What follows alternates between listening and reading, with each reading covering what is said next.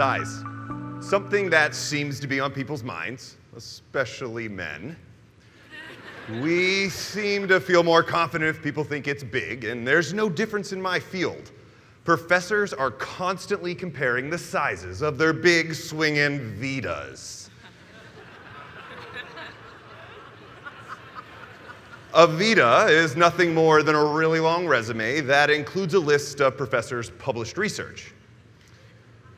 But the same question for other size debates is just as pertinent in the case for Vitas. Is it the size that matters or how you use it? I work at a university with brilliant professors who do amazing research, but many of these professors are only worried about getting another publication on their Vita to make it longer and thus more impressive. These professors are not focused on how their research can impact our communities. But it's not their fault.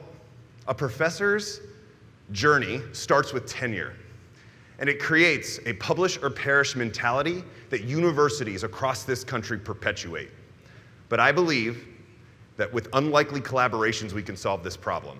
But first, I have to illustrate for you how the academy functions for most people.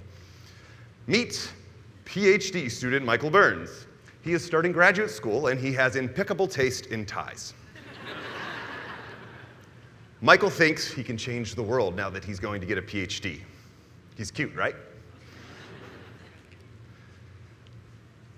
Michael starts taking classes, and he is repeatedly told it is not the impact of your research that matters, but if it's published in an academic journal that hardly anyone reads.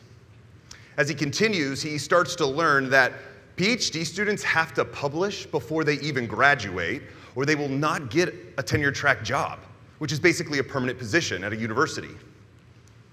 He also realizes that tenure at most universities is primarily determined by publications. Michael begins to stress out and question his life choices.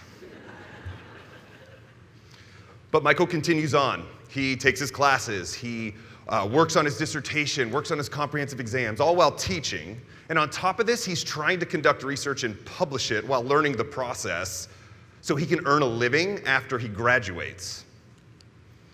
Michael doesn't sleep much. Michael actually begins to panic regularly because you can only submit your journals to your articles to one journal at a time. And it takes months for them to review it, and it's oftentimes rejected by anonymous reviewers who give very little feedback on how to improve your research. It's really helpful, by the way. But after more rejections than Michael can count, he finally sees a few publications, and he's hopeful that the publication process will be easier after graduate school. Silly Michael. But Michael finally does graduate. He's now Dr. Burns. Yeah, I'll take that. And Dr. Burns is hopeful that life as a professor with a paycheck above the poverty line, grad students know what I'm talking about, will give him relief. Dr. Burns is wrong. Tenure-track faculty have up to 5 years to prove they are worthy of a permanent position at their university, and this is primarily determined by the number of publications they earn. This causes many professors to do research with quick turnaround, and because of this pressure, many are not doing research projects that could help our communities because it takes too much time. Oh, and by the way, this cycle starts over once you earn tenure. Guess what future promotions are based on? Publications.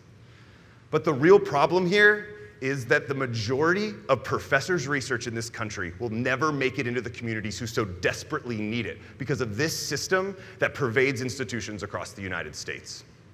But that's why my team and I created CoSearch. CoSearch is a collaborative, interdisciplinary research competition where teams work together to solve community problems. Our teams are made up of researchers and artists from every department on our campus who use their unique talents and their unique networks to build a research project. But here's the catch. They only have 2 days to do it, and they have to pitch their ideas to a panel of judges from both the community and the university who will award the winning team up to $10,000 to start their research, but more importantly, begin impacting the community. We recruit professors who are tenured, tenure track, and non-tenure track. All of the professors start the weekend by pitching an idea that could solve a problem. They vote on their favorite ideas, and eventually, teams form around 5 projects. And then these 5 teams will work on their project the rest of the weekend and build a presentation. Finally, they'll present their ideas, the judges choose a winner, and we celebrate at a party. And to be honest, the party is actually a really important part of this process because the networking that occurs there, it actually leads to more community partnerships.